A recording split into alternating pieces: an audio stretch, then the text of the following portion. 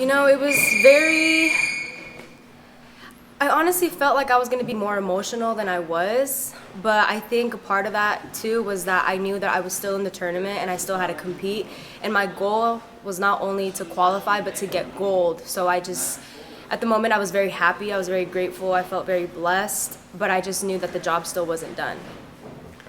What can you tell me about the last fight? My last fight, I thought I gave her a really good fight. I knew that if I didn't knock her out, didn't stop her, that, there was a possibility of me losing since she was a favorite. She was a Olympic silver medalist for 2020, and she won the last Pan American Games. So I knew what I was up against, but I gave her a really good fight. I lost on a split decision, but I know for sure what I need to fix, and we will get her in Paris. Jajaira, can you talk to me about your commitment about making it to the Olympics? Your dad was telling me that you had the chance to be professional, but you wanted to be an Olympic athlete. Yes, for sure. I had opportunities to go pro and sign, with a promotion company, but my goal was always to go to the Olympics. So I just knew, I just have to stay committed, stay consistent, stay disciplined, and just keep chasing that dream, keep chasing that gold. My dad kept, trying to persuade me to just, go pro, that it'd be easier for me because I did run into a lot of bumps along the road. But something inside me just told me to just keep going. Once I set a goal, I don't like to just give up on it. I like to achieve the goal. So now being here and being qualified for Paris 2024, it feels great. During my 4-year break, I did doubt myself a lot when I decided to come back into the sport because I felt like I was very much behind. It was 3, almost 4 years that I just was sitting around not doing anything.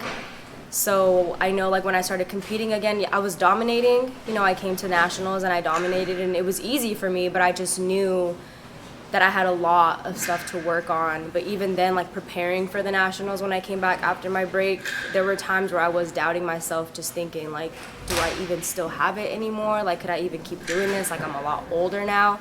But I just always, believed in myself, and I trusted God, and I trusted, my dad to get me to where I'm at. Just kind of trusted the process and just told myself it's gonna get better. The harder you work, the more disciplined that you stay, the more that you're going to be able to accomplish that goal. And that's what I did. I stayed down, ran into some bumps along the road, but I never gave up, and here I am. In 2016, I think that was when I started to see boxing a little bit differently. I did lose a little bit of confidence after that because I felt like I did everything in my power to win, and I felt like I deserved the win. So when I didn't get it, it really kind of broke me. In 2018, the same thing, which is why I took the break as well, because I just kind of felt what if I can't do this anymore now that I'm older? But that break that I took, I think the hardest part was just kind of staying positive, because my mental health really did take a toll downhill.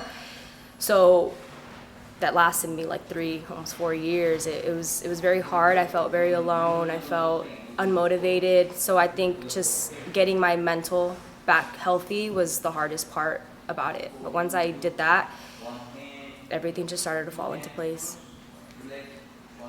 So after Paris, are you thinking about what's going to happen after Paris? Do you want to become a professional? Yes, I like to think about that stuff. My dad sometimes gets mad at me and tells me one step at a time, you still have to go to Paris first, and then after that you can think about those things. But I have thought about it a lot. I think it would be really cool for me to go to the Olympics again, be a 2-time Olympian. And the next Olympics after Paris is in LA. That's home, that's California. So I think it'd be really cool to compete in LA. But I'm still kind of iffy on if I just want to stay down and wait for LA 2028, because that's another couple years, or if I want to go pro. But I guess we'll see what happens after Paris.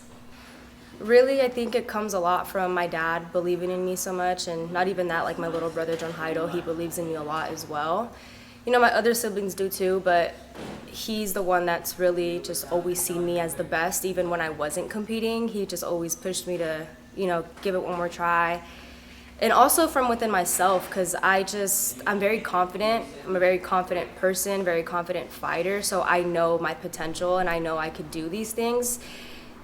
You know, I told myself that I would go to the Olympics. Now I'm going, and I keep telling myself that I'm going to win gold, so I'm just going to stay consistent and work hard for me to achieve that goal.